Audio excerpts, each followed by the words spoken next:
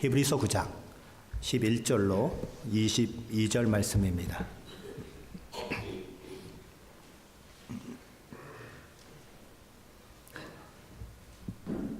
히브리서 9장 11절로 22절 말씀 같이 한 목소리로 봉독합니다.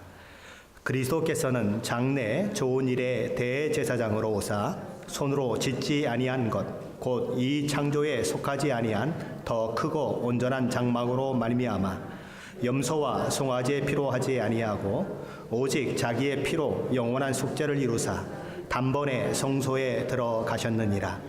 염소와 황소의 피와 및 암송아지의 죄를 부정한 자에게 뿌려 그 육체를 정결하게 하여 거룩하게 하거든 하물며 영원하신 성령으로 말미암아 흠없는 자기를 하나님께 드린 그리스도의 피가 어찌 너희 양심을 죽은 행실에서 깨끗하게 하고 살아계신 하나님을 섬기게 하지 못하겠느냐. 이로 말미암아 그는 새 언약의 중보자시니 이는 첫 언약 때에 범한 죄에서 속량하려고 죽으사 부르심을 입은 자로 하여금 영원한 기업의 약속을 얻게 하려 하심이라. 유언은 유언한 자가 죽어야 되나니 유언은 그 사람이 죽은 후에야 유효한즉 유언한 자가 살아있는 동안에는 효력이 없느니라.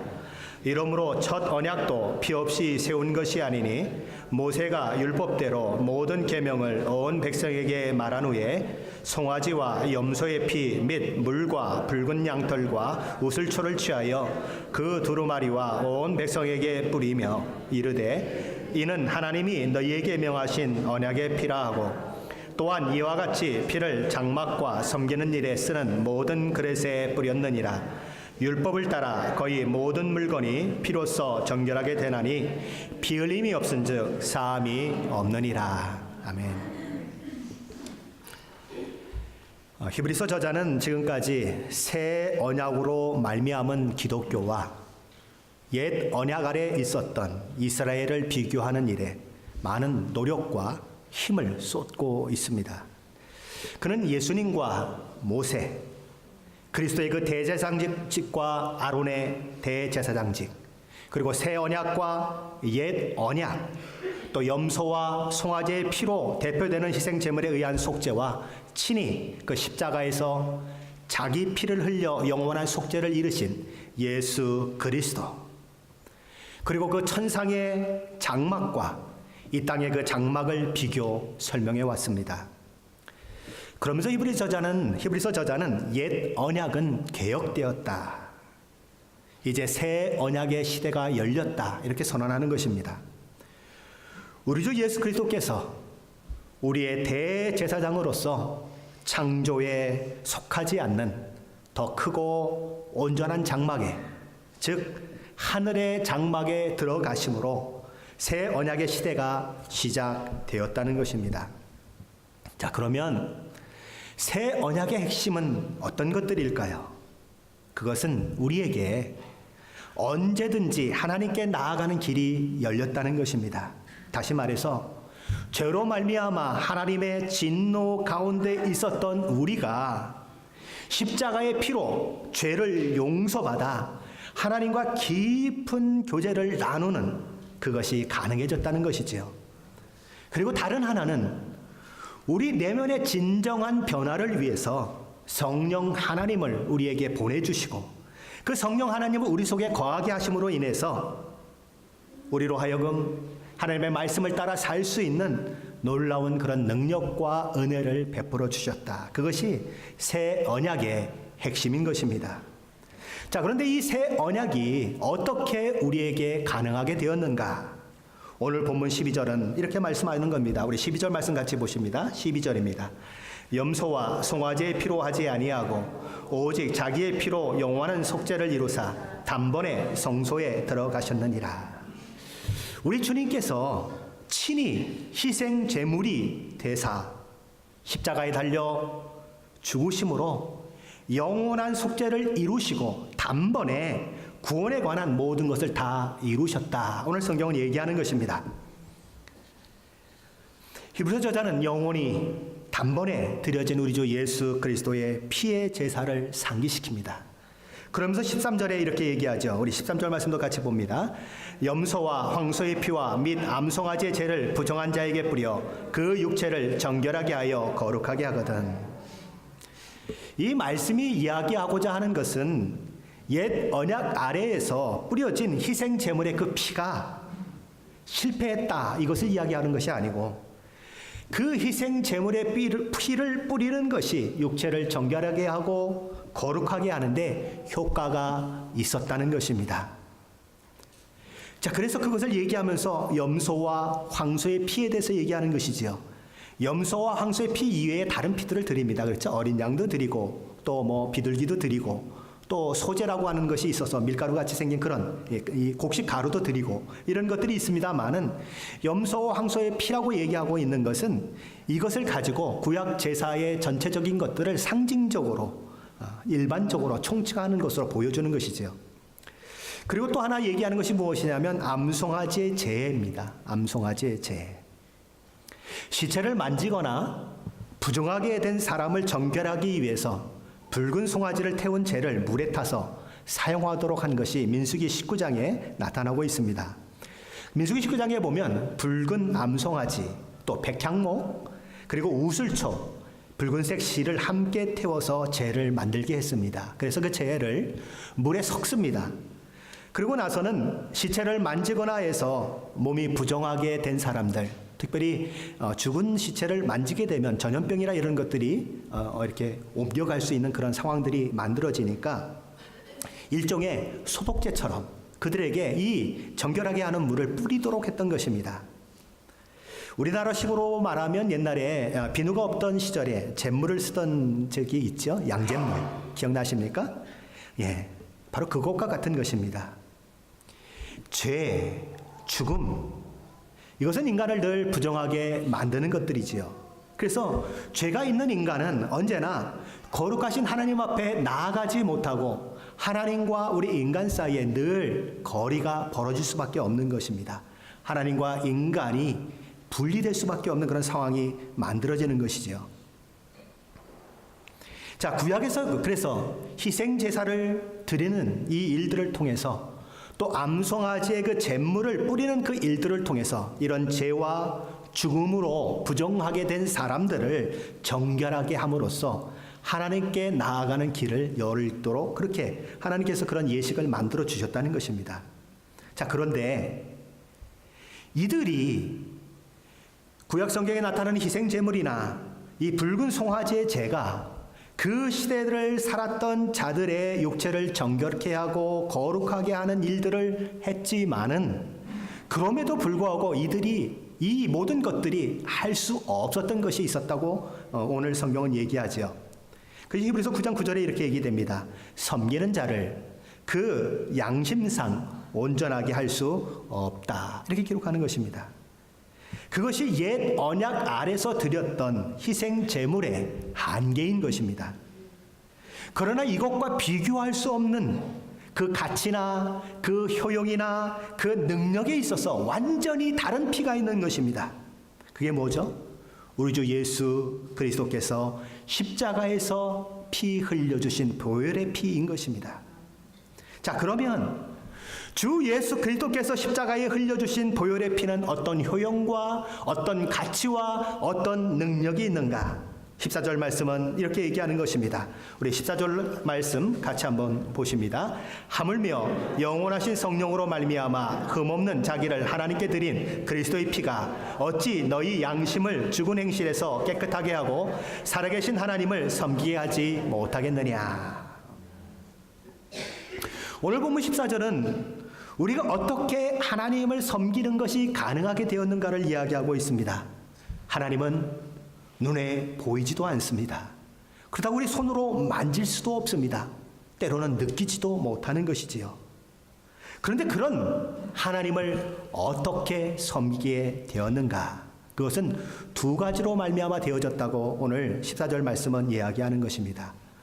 우리 개역 개정 성경은 그리스도의 피가 어찌 너희 양심을 죽은 행실에서 깨끗하게 하고 라고 번역함으로써 조금 구분이 모호하게 이렇게 기록이 되어 있습니다. 그런데 새번역 성경을 보면 아주 두 개가 명확하게 구분이 되고 있습니다. 제가 한번 새번역 성경으로 읽어보겠습니다. 하물며 영원한 성령을 힘입어 자기 몸을 흠없는 제물로 삼아 하나님께 바치신 그리스도의 피야말로 더욱더 우리들의 양심을 깨끗하게 하며, 자, 한 가지죠. 두 번째, 우리를 죽은 행실에서 떠나 살아계신 하나님을 섬기게 하지 않겠느냐. 그리스도 예수의 피로 말미암아 구원받은 우리에게 일어나는 첫 번째 일은 무엇이냐? 양심이 깨끗하게 된다는 것입니다. 우리가 왜 하나님이 두렵게 느껴집니까? 하나님께 나오긴 나오는데 하나님이 참 멀리 있는 것 같고 나와 왜 상관이 없는 것처럼 느껴집니까? 때로 나도 하나님을 잘 믿고 싶은데 왜 안 믿어집니까? 때로는 내가 하나님의 말씀대로 살고 싶은 마음이 가끔 들기도 하는데 그 마음이 들다가 조금 있다가 오면 더 나쁜 짓을 하고 있는 내 모습을 볼 때가 있는 것입니다. 왜 그렇습니까? 우리 속에 있는 죄의 문제가 아직 해결되지 않았기 때문에 그래요. 여전히 양심의 더러움이 있기 때문에 그런 것입니다.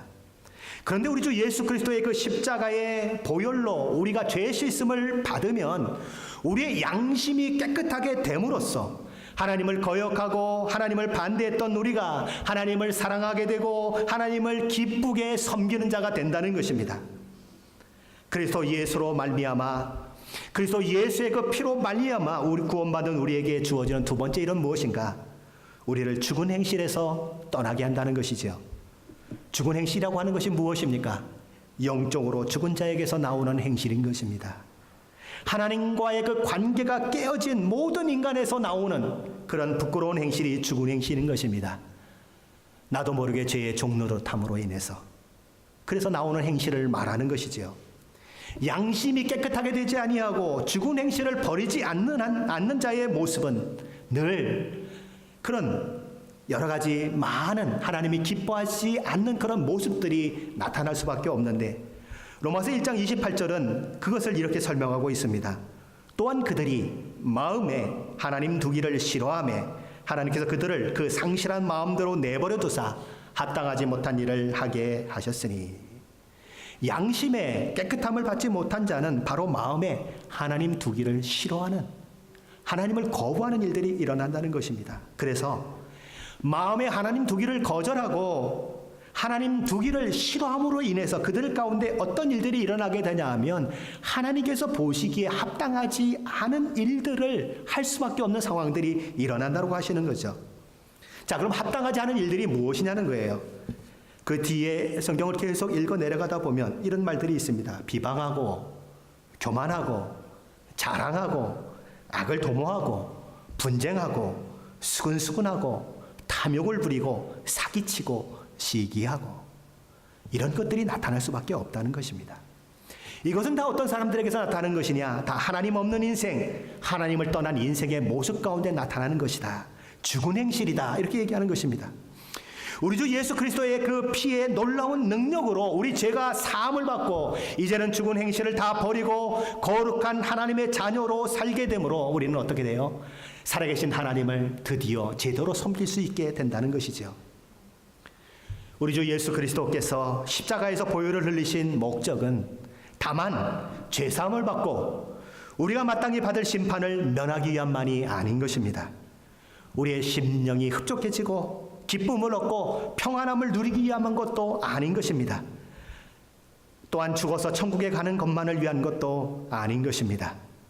우리 주 예수 그리스도를 통하여서 우리 주 예수 그리스도께서 우리를 위하여 보혈을 흘리신 그것을 통하여서 이루고자 하시는 최종적인 목적은 그 모든 것들을 포함하여 거기서 한 걸음 더 나아가 살아계신 하나님을 섬기는 예배자로 제사장과 같이 섬기는 그런 사람으로 살아내게 하기 위해서 우리에게 이런 은혜를 허락해 주신 것입니다.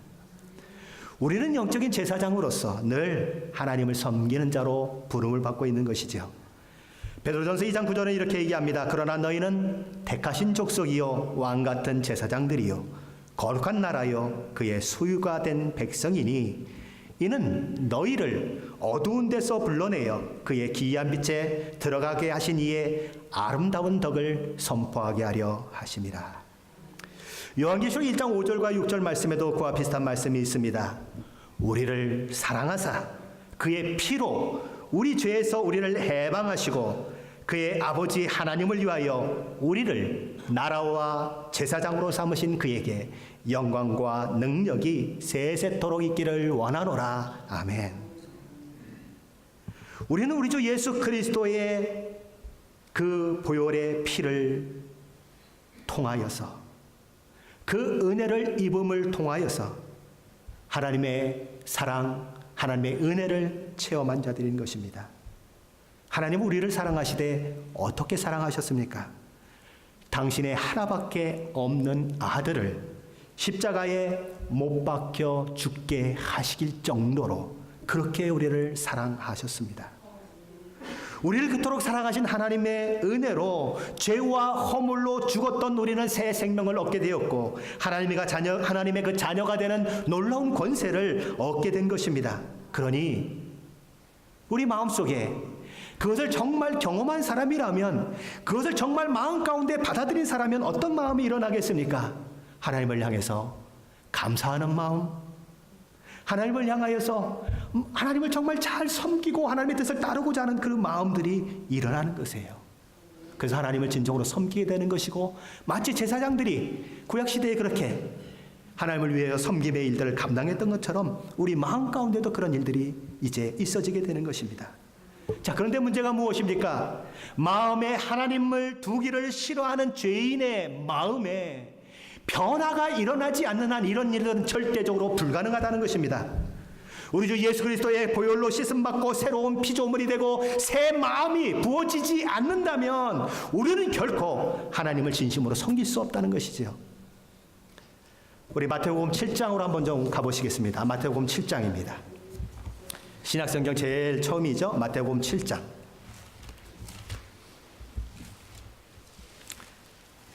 마태복음 7장 17절로 20절 말씀입니다.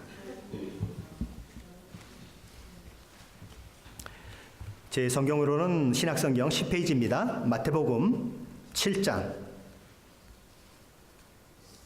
17절로 20절 말씀 같이 한 목소리로 봉독합니다. 이와 같이 좋은 나무마다 아름다운 열매를 맺고 못된 나무가 나쁜 열매를 맺나니 좋은 나무가 나쁜 열매를 맺을 수 없고 못된 나무가 아름다운 열매를 맺을 수 없느니라. 아름다운 열매를 맺지 않은 나무마다 찍혀 불에 던져지느니라. 이러므로 그들의 열매로 그들을 알리라. 여기 이런 말씀이 있습니다. 좋은 나무가 나쁜 열매를 맺을 수 없고 나쁜 나무가 좋은 열매를 맺을 수 없다. 좋은 나무가 좋은 열매를 맺을 수밖에 없고 나쁜 나무는 나쁜 열매를 맺을 수밖에 없다. 열매가 어디서부터 그 결과가 달라지지요? 좋은 나무냐 나쁜 나무냐에서 달라지는 것입니다. 우리 주 예수 그리스도의 그 보혈의 피로 말미암아 구원을 얻고 우리 주 예수 그리스도의 그 보혈의 피로 말미암아 심령이 새롭게 되고 새 사람이 되지 않으면 결단코 좋은 열매를 맺을 수 없는 것입니다. 왜요? 나쁜 나무는요, 나쁜 열매를 맺을 수밖에 없어요. 좋은 나무는요, 좋은 열매를 맺을 수밖에 없기 때문에 그렇습니다. 하나님께서 우리를 완전히 새 사람이 되게 만드시고 우리의 심령을 새 마음으로 만들어 주시지 않으면 우리는 어때요? 죄와 허물로 죽은 자요, 못된 나무인 거예요. 그러니까 나쁜 열매밖에 맺을 게 없어요. 아무리 잘한다고 해도. 그런데 예수 그리스도의 그 놀라운 보혈의 은혜로 우리를 씻으시고 우리를 새 사람으로 만들어주면 완전히 새로운 피조물이 되는 것입니다. 그럼 어떻게 되죠? 좋은 나무처럼 좋은 열매를 맺을 수밖에 없는 그런 존재가 되어버리는 것이지요. 열왕기하 2장에 가보면 여리고성에 있는 사람들이 엘리사를 찾아오는 그런 장면이 나와요. 자기들이 살고 있는 이 여리고성의 모든 땅들은 참 비옥하고 좋은 땅인데 저기 물샘이 있는데 그 물샘이 나빠가지고 그래서 나쁜 물이 자꾸 이렇게 흘러나오기 때문에 그 물을 먹고 자라는 이 나무들이 가을이 되면 그냥 풍성한 열매를 맺어가지고 탐스러운 열매를 맺고 그래서 우리를 유익하게 해야 되는데 이게 가을도 되기 전에 요만한 것들이 시들시들 하다가는 그냥 툭툭툭툭 떨어져 버리는 거예요. 그래서 수확할 때 보면 나무가 아무것도 없는 거예요. 열매가 없는 겁니다. 그래서 이걸 어떻게 하면 좋습니까? 하고 누구에게 나오는 거냐면 엘리사에게 나오는 겁니다. 그랬더니 엘리사가 이렇게 얘기해요. 너 가가지고 헌 그릇 말고 새 그릇을 가져와라. 그리고 그 그릇 안에 소금을 잔뜩 담아가지고 와라. 그래서 그 소금을 샘물에 한번 뿌려라. 그렇게 얘기하는 거예요. 그랬더니 어떻게 됩니까? 샘물이 나쁜 물이 아니고 좋은 물로 바뀌어버린 것입니다. 샘이 근원적으로 고쳐지니까 그 샘물이 흘러가는 곳, 그리고 그 샘물이 뿌려지는 모든 나무마다, 그 샘물을 먹는 모든 나무마다 어떻게 돼요? 이제 이 나무의 열매들이 시들시들 떨어지는 게 아니라 풍성한 열매를 맺게 된다는 것이지요. 무슨 얘기죠? 샘의 그 근원이 근본적으로 바뀌지 않으면 죽는 것이나 열매 맺지 못하는 것을 막을 수 없다는 겁니다. 예수 그리스도의 그 피로 말미암아 새 언약을 받은 우리는 바로 이렇게 엘리사가 여리고성의 그 샘물을 고쳐 주듯이 샘 근원 자체가 확 바뀌어버리는 겁니다. 쉽게 말하면 저와 여러분이 이렇게 똑바로 걸고 다녔는데 예수님을 딱 만났더니 이제 머리로 통통통통 튀고 다니는 것처럼 바뀌는 거예요. 완전히 다른 게 되는 겁니다. 그렇게 어떻게 됩니까? 그러니까 어떤 결과가 일어나요? 죽을 수밖에 없고 열매를 맺을 수 없는 삶을 살 수밖에 없는 그 인생이 생명을 얻고 수많은 영적 열매를 맺을 수 있는 그 일들이 가능하게 졌다는 거죠. 뭐로 말미암아요? 예수 그리스도의 피로 말미암아 우리에게 주신 새 언약으로 말미암아 그 일이 가능해졌다는 것입니다. 그런데 율법과 구약의 제사들은 샘물을 근본적으로 바꿔내는 것을 할 수가 없는 거예요. 그것을 못하는 것입니다. 양심상 그 양심을 깨끗하게 할 수 없다. 이 말이 그래서 나오는 것이죠. 오직 우리 주 예수 그리스도의 피로 인한 새 언약만이 완전히 한 사람을 새롭게 하는 일, 완전히 샘물을 완전히 근원적으로 다르게 하는 일을 가능하게 한다는 것입니다. 그래서 오늘 15절 말씀은 이렇게 얘기하는 것입니다. 우리 15절 말씀 같이 읽어봅니다. 15절입니다. 이로 말미암아 그는 새 언약의 중보자시니 이는 첫 언약 때에 범한 죄에서 속량하려고 죽으사 부르심을 입은 자로 하여금 영원한 기업의 약속을 얻게 하려 하심이라. 아멘. 15절에서 새 언약을 이렇게 말씀하고 있습니다. 그러면서 이제 16절, 17절에는 어떻게 이어지는가 그 말씀도 한번 좀 보십시다. 16절, 17절입니다. 유언은 유언한 자가 죽어야 되나니 유언은 그 사람이 죽은 후에야 유효한즉 유언한 자가 살아있는 동안에는 효력이 없느니라. 15절에서는 이 저자가 새 언약에 대해서 얘기했습니다. 그런데 16절, 17절에서 갑자기 뭘 얘기하냐면 유언에 대해서 얘기하고 있어요. 새 언약을 막 얘기하다가 갑자기 유언을 얘기하니까 이 말씀을 읽어가면서 우리에게 이런 생각이 드는 겁니다. 도대체 왜 이 저자가 이렇게 갑자기 말을 바꿔버리는 걸까? 이게 참 이해가 잘 안 되는 거예요. 우리 개정 성경은 그렇게 기록했습니다. 15절에서는 새 언약이라고 기록하고 16절, 17절에서는 유언이라고 표현하고 있는데 헬라어 원어로 보면 이 언약이라는 단어, 유언이라고 하는 이 단어가 모두 디아데케라고 하는 한 똑같은 단어를 사용하고 있습니다. 엄밀히 말하면 언약이라고 하는 것은 이 쌍방간에 서로 그렇죠 약속을 맺는 것을 상징하는 것이고 유언이라고 하는 것은 사실은 일방적인 것이에요, 그렇죠? 부모가 돌아가시기 전에 그렇죠? 이제 죽음을 앞두고 자녀들에게 유언을 하지 않습니까? 그러면 아들 누구는 너는 이쁜 짓을 많이 했으니까 이 건물을 너한테 주고 딸 너는 저기 저 토지를 너한테 주겠다. 뭐 이러면서 이제 유언을 하게 되는데 이건 일방적인 것입니다. 엄밀히 의미하면 언약과 유언은 그런 의미에서 약간은 좀 다른 것이에요. 그런데 이 똑같은 헬라어를 번역하는 이 영어 번역가들이 웬 영문인지 한쪽에서는 언약으로 번역을 해놓고 한쪽에서는 유언으로 이 번역을 해놨습니다. 그래서 어떤 학자들은 이거 잘못된 번역이다, 이거 바로 잡아야 된다, 그렇게 얘기하는 사람들이 있어요. 자, 그런데 사실 이것은 잘못된 번역이 아닙니다. 이 영어로 번역하는 사람들이 언약이라고 번역하고 유언이라고 번역했는데 거기에 놀라운 하나님의 그 메시지가 있어요. 번역 과정 가운데도 하나님께서 역사하셨구나, 그것을 느낄 수 있는 것입니다. 자, 율법을 가리켜서 옛 언약이라고 그렇게 이야기했습니다. 자, 그러면 옛 언약과 대비시키려면 새 언약이라고 해야 이게 대비가 잘 돼요. 근데 옛 언약 그래놓고 새 유언 그러면 잘 되겠습니까? 이게 말이 잘 안 되는 겁니다. 그러니까 잘 번역한 거예요, 사실은요.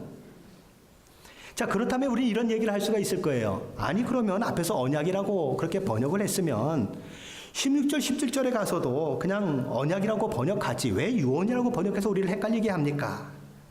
자, 그러면 16절을 한번 읽어보면 이렇게 되겠죠. 언약이라고 만약에 그거를 이제 유언이라고 되어 있는 것을 언약으로 가면 이렇게 되겠죠. 언약은 언약한 자가 죽어야 되나니. 이렇게 되면 뭔가 좀 이상한 겁니다. 그죠?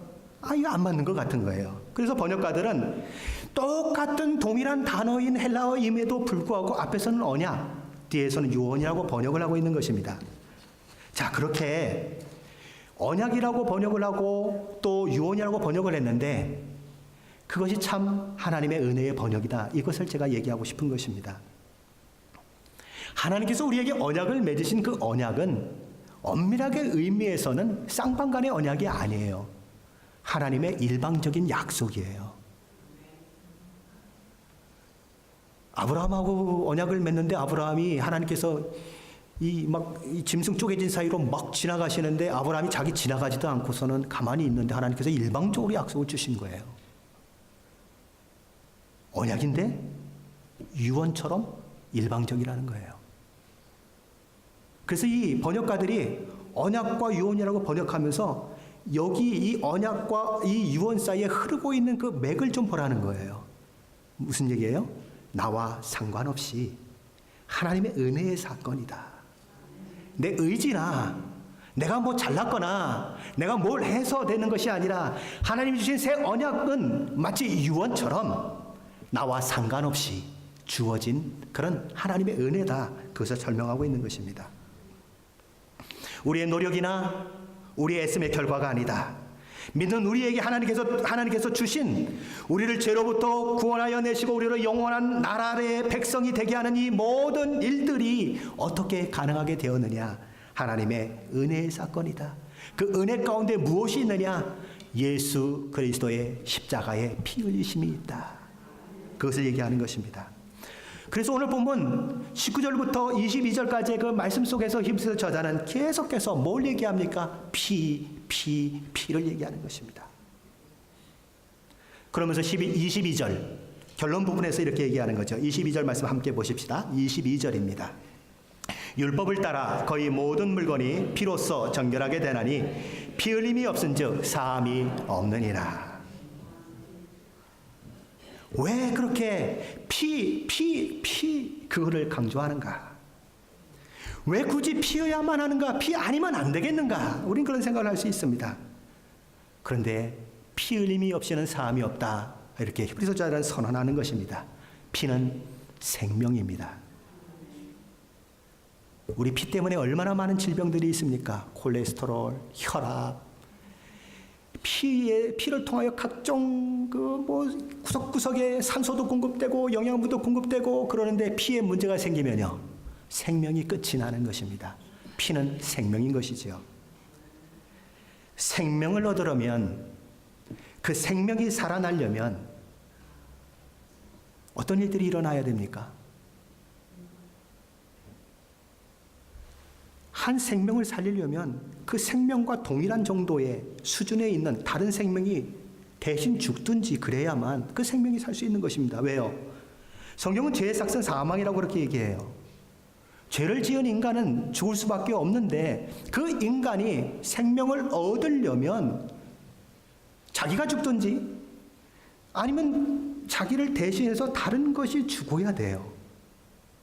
왜요? 죄의 삭은 사망이니까. 그래서 구약 성경에서 뭘 하셨습니까? 희생 제물의 그 피, 생명을 상징하는 피를 하나님께 드려서 그래서 죄를 용서받고 그런 일들을 허락하셨어요. 그런데 신약 시대에 오면 어떻게 됩니까? 새 언약에 참여한 우리로 하여금 예수 그리스도의 피, 예수 그리스도의 생명을 십자가에서 죽으심으로 이루신 그 놀라운 은혜의 역사를 통하여서 우리가 죽을 생명에서 영원한 생명을 얻는 그 일이 가능하게 되었다는 것이지요. 피 흘림이 없은즉 사함이 없느니라. 예수 그리스도의 피가 아니면 우리의 죄나 죄책감을 씻을 수 없다는 것입니다. 저와 여러분이 하나님께 용서를 받고 사랑받는 자녀가 되게 하는 모든 것들은 우리 주 예수 그리스도의 피로 말미암은 것이다. 우리 주 예수 그리스도의 그래서 새 언약은 마치 유언과 같은 것이다.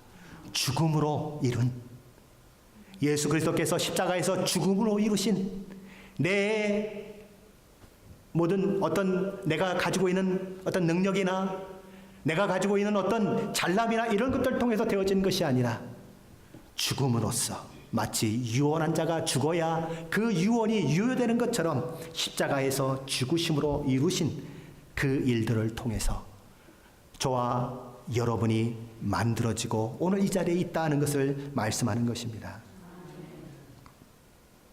우리의 애씀이나 우리의 힘씀을 통해서 되어진 것이 아닌 것입니다. 이 일이 어떻게 우리에게 가능하게 되는가? 우리 주 예수 그리스도의 그 십자가 앞에 나아가 하나님, 내가 죄인입니다. 사실은 내가 주님이 달린 그 십자가에 못 박혀야 할 죄인입니다. 내가 죽어야 마땅하지요. 내가 죄인입니다. 그렇게 고백하며 십자가에 흘리신 그 보혈의 놀라운 그 은혜로 영원히 멸망받을 수밖에 없었던 내가 구원함을 받고 영원한 생명을 얻는 자가 되고 하나님의 자녀가 되는 그 권세를 얻게 한다고 하는 그 사실을 십자가를 통해서 보고 하나님, 내가 그것을 믿습니다 하고 고백하는 자에게 주어지는 선물이 영생이요 구원인 것입니다. 값없이 받은 구원이라고 우리는 얘기합니다. 그러나 오해해서는 안 되는 것입니다. 저와 여러분이 1000만년을 살고 억만년을 살면서 갚으려고 해도 갚을 수 없는 그런 은혜이기 때문에, 아무런 대가 없이 주어진 은혜이기 때문에, 그래서 그것이 값없는 은혜라고 이야기하는 것이지 그것이 값싸다고 얘기하는 것이 아닙니다. 허잘것없는 그런 것이라고 얘기하는 것이 아닌 것입니다. 신이요 창조주시요 성자 하나님의 핏값으로 이루신 구원인 것입니다. 그래서 은혜인 거예요. 세상에는 그래서 두 종류의 사람이 있게 마련인 것입니다. 첫째는 누굽니까? 이 은혜로 인하여 거듭나고 그래서 하나님의 사랑을 알고 하나님을 진정으로 예배하는 사람들이 있는 것입니다. 그런데 또 다른 종류의 한 사람이 있는 것입니다. 하나님이 너에게 이런 은혜를 베푸셨다. 너를 위하여 십자가에 못 박혀 죽으셨다. 너 죄 때문이다 하고 그렇게 수도 없이 얘기되고 또 얘기되고 또 얘기되고 오늘 히브리서를 강의하는 게 30번째입니다. 얼마나 예수의 피를 여러분에게 많이 얘기했습니까? 이것이 은혜라고 얼마나 많이 얘기했습니까? 그런데도 불구하고 그것을 거부하고 그 은혜의 자리에 나오지 않는 영혼들이 있는 거예요. 이거 너무너무 안타까운 겁니다. 요한복음 3장에 보면 유대인의 관원이요 율법을 가르치는 선생이었던 니고데모라고 하는 사람이 예수님을 찾아 나오지요. 유대 사회에서 존경받는 랍비요, 종교적인 사람이요, 높은 지위에 있는 사람입니다. 그러나 그를 향하여 예수님이 이렇게 말씀하십니다. 사람이 거듭나지 아니하면 하나님의 나라를 볼 수 없느니라. 저와 여러분을 한번 살펴보십시오. 니고데모보다 나은 게 있으십니까? 니고데모보다 성경을 더 많이 알고 계십니까? 니고데모만큼 성경을 잘 가르칠 수 있으십니까? 니고데모만큼 높은 지위를 가진 적이 있으십니까? 니고데모만큼 수많은 사람들에 의해서 존경을 받은 적이 있으십니까? 없으시지 않습니까? 니고데모도 내가 거듭나지 않으면 하나님 나라의 그 모든 것들을 볼 수 없다고 예수님이 선언하시는데, 하물며 저와 여러분 같은 자들이 거듭나지 아니하면 어떻게 하나님 나라를 볼 수 있겠습니까? 니고데모가 이렇게 얘기하죠. 거듭난다고 하는 것을 이해하지 못해서 이렇게 얘기합니다. 아니, 어떻게 거듭납니까? 내가 이렇게 늙었는데 엄마 뱃속에 다시 들어갔다가 태어나는 것이 거듭난다는 얘기입니까? 이렇게 얘기해요. 그때 예수님이 이렇게 얘기하십니다. 사람이 물과 성령으로 나지 아니하면 하나님 나라에 들어갈 수 없느니라. 육으로 난 것은 육이요, 성령으로 난 것은 영이니 내가 너에게 거듭나야겠다는 말을 기이 여기지 말라. 엄마 뱃속에서 태어나는 것은 그건 육적인 것이다. 내가 얘기하는 것은 영적인 것이다. 다시 태어나야 한다. 인간이 인생에 살면서 한 번 어머니를 통하여 태어나지만 그걸로 충분하지 않다. 한 번 더 태어나는 것이 필요하다. 뭐예요? 영적으로 다시 태어나야 한다. 새 사람이 되어야 하고 새 피조물이 되어야 한다. 예수님은 말씀하는 거예요. 영적으로 죽은 우리, 죄와 허물로 죽은 우리, 그들이 살아나는 것, 그것이 다시 사는 것이요, 그것이 거듭나는 것입니다. 새로운 영적 생명을 가진 자로 다시 태어나는 것, 그것이 거듭나는 것이에요. 그런데 이 거듭남이 어떻게 가능하다고 우리 예수님이 말씀하십니까? 사람이 물과 성령으로 나지 아니하면 하나님 나라에 들어갈 수 없느니라. 세상 모든 사람은 물과 성령으로 거듭나야 하는 것입니다. 만일 물과 성령으로 거듭나지 않으면 어떤 문제가 생깁니까? 하나님 나라에 들어갈 수 없다. 자, 그러면 물과 성령으로 거듭난다고 하는 것이 무엇일까? 예레미야 33장 8절에 보면 이런 말씀이 있습니다. 내가 그들을 내게 범한 그 모든 죄악에서 정하게 하며 그들이 내게 범하며 행한 모든 죄악을 사할 것이라. 자, 한번 이런 가정을 한번 생각해 보십시다. 어떤 죄를 많이 지은 전과자가 있어요. 그래서 그의 그 경찰에 기록된 기록들을 보면 무슨 죄를 졌고 무슨 죄를 졌고 무슨 죄를 졌고 무슨 죄를 졌고 한 페이지를 또 넘기면 또 무슨 죄를 졌고 무슨 죄를 졌고 무슨 죄를 졌고 또 한 페이지를 넘기면 또 무슨 죄를 졌고 무슨 죄를 이렇게 있는 거예요. 전과가 몇 범인지 모르는 겁니다. 자, 그러면 이 사람을 새로운 사람이 되기 위해서 가장 먼저 필요한 것이 무엇이겠습니까? 그의 전과가 지워지는 것입니다. 그의 죄가, 지금까지 지은 죄가 사함받는 것이죠. 그것이 먼저 다루어져야 되는 거예요. 그래서 예수님은 지금 무엇을 먼저 말씀하시냐면 물을 먼저 말씀하십니다. 물은 물론 먹는 물도 있지만 오늘 여기서 예수님이 말씀하시는 이 물은 씻는 역할을 이야기하는 것입니다. 무슨 말씀이에요? 물로 씻어 깨끗하게 하듯이 내가 정결케 하겠다. 너의 모든 죄의 기록들, 너의 모든 죄의 그 일들을 내가 다 지워버리겠다. 어떻게 그렇게 그것을 가능하게 하느냐? 내 아들 예수 그리스도를 이 땅에 보내서 너희 죄를 위하여 십자가에 못 박혀 죽게 함으로써 나는 그 일을 이루어 내겠다. 물로 이미지된 그것을 통하여 우리 예수님이 말씀하고 있는 것입니다. 그런데 예수님은 말씀하시기를 물만 얘기하시는 것이 아니고 물과 물 앤드 성령입니다. 물과 성령으로 나야 한다. 이렇게 얘기하는 거예요. 물만이 아니고 물과 성령으로 거듭나야 된다고 얘기하는 것입니다. 물로 씻듯이 용서함을 받고 죄가 깨끗해 된 것만으로 구원이 되어지는 것이 아니라 한 가지가 더 있다는 것이에요. 뭐냐? 성령으로 다시 나야 한다. 거듭나야 한다. 우리말에 이런 말들이 있습니다.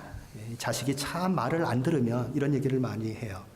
자식 농사 내 맘대로 안 된다. 이런 말도 있죠. 무자식이 상팔자다. 에이그 자식이 왼수다. 이런 말이 있어요. 늘 청개구리 같아가지고 사고를 그냥 하루가 멀다고 치는 자식들이 있는 것입니다. 이런 자식들을 둔 부모는 어느 날 자식에게서 전화만 들어오면 그냥 가슴이 철렁 내려앉아버려요. 또 뭔 일이야, 뭔 사고를 친 거지? 전화 받는 게 무서운 것입니다. 그런데 그 아들을, 그 딸을 이 아버지가, 엄마가 어느 날 불러놓고 이렇게 얘기하는 거예요.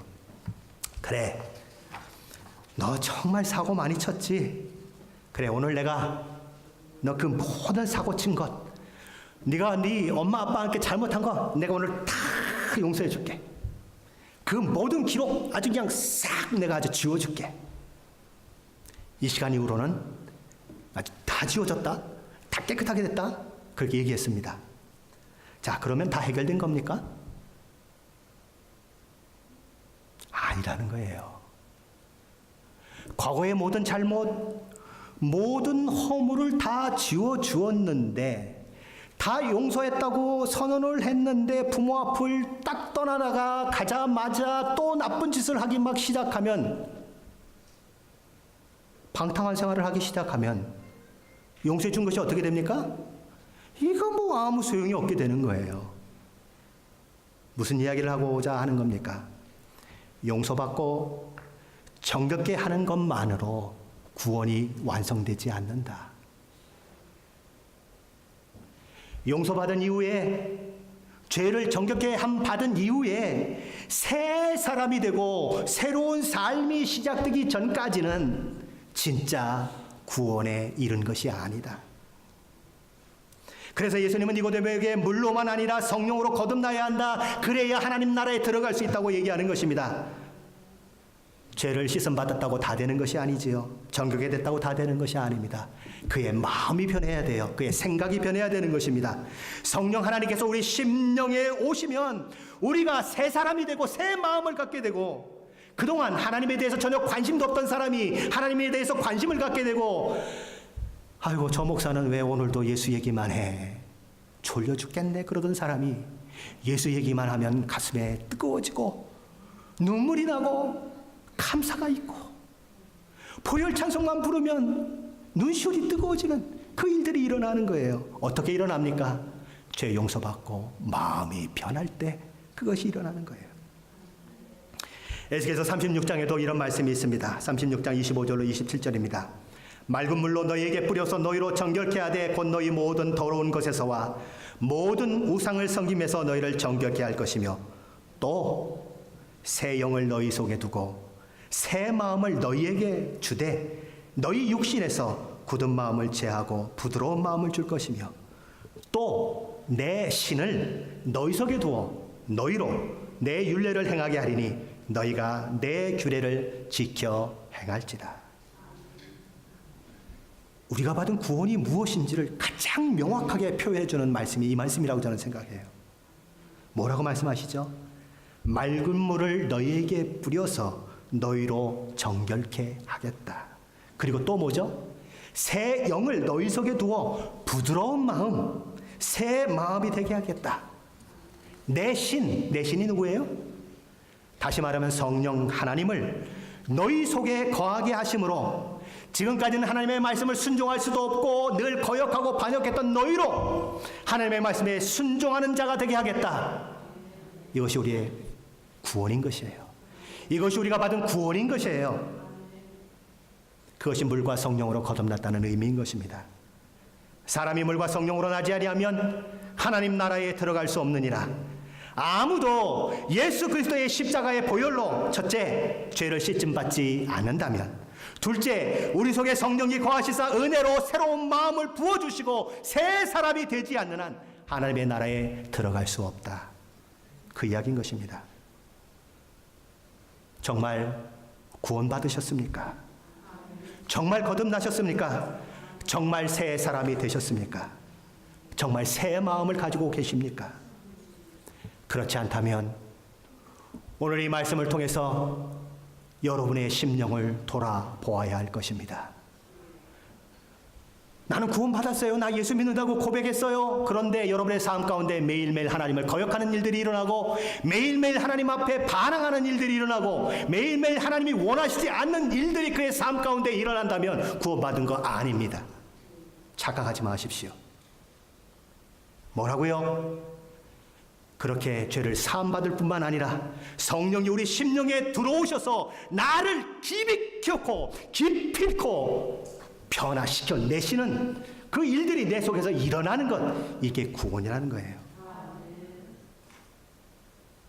나쁜 나무는 나쁜 열매를 맺을 수밖에 없어요. 아무리 구원받았다고 해도 그 사람의 열매를 보면 구원받은 사람 아닌 줄 알 수 있어요. 좋은 나무는요, 좋은 열매를 맺을 수밖에 없어요. 왜요? 하나님이 근본적으로 새 사람이 되게 하시기 때문에 그래요.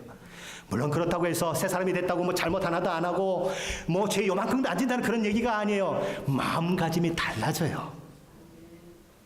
죄를 지면요, 하나님 앞에 나아가 우는 마음이 생겨져요. 하나님, 내가 오늘도 또 죄를 지었어요. 내가 왜 이래요? 내가 왜 이래요? 가슴을 치는 일들이 일어나요. 그런데 죄를 져도 담담하고, 오늘 또 죄를 짓고 내일 또 죄를 짓고 그러면서 나는 구원받았다고요? 착각하지 마세요. 그런 구원은 없어요. 정말 새 마음을 가지셨습니까? 정말 구원 받으셨습니까? 그렇다면 우리에게는 딱 한 가지밖에 할 것이 없습니다. 하나님 앞에 감사의 마음을 드리는 것밖에 없는 거예요. 아이삭 왈츠는 새 찬송가 149장에서 이렇게 얘기합니다. 온 세상 만물 가져도 주 은혜 못다 갚겠네. 놀라운 사랑 받은 나 몸으로 재물 삼겠네. 하나님의 은혜를 경험했기에 내 몸을 하나님 앞에 거룩한 산제물로 드리는 자가 되겠다 선언하고 있습니다. 어떻게 산제물이 될 수 있습니까? 나의 삶의 모든 영역에서 나의 생각과 나의 마음과 나의 말과 나의 모든 것들을 통하여서 하나님 앞에 정말 거룩한 제물로 드려지도록 하루하루를 믿음으로 살아내는 그 일들을 통해서 이 일들이 가능하게 된다는 것이지요. 저와 여러분이 예수 그리스도께서 십자가에 피 흘리신 그 가치를 정말 알고 있다면, 그 피로 인하여 구원받은 우리가 우리를 구원한 그 놀라운 은혜가 얼마나 큰 것인 줄을 알고 있다면 우리는 하나님 앞에 찬양하지 않을 수 없습니다. 하나님의 은혜를 생각하면 울지 않을 수 없는 거예요. 온 세상 만물 가져도 주 은혜 못다 갚겠네. 놀라운 사랑 받은 나 몸으로 재물 삼겠네.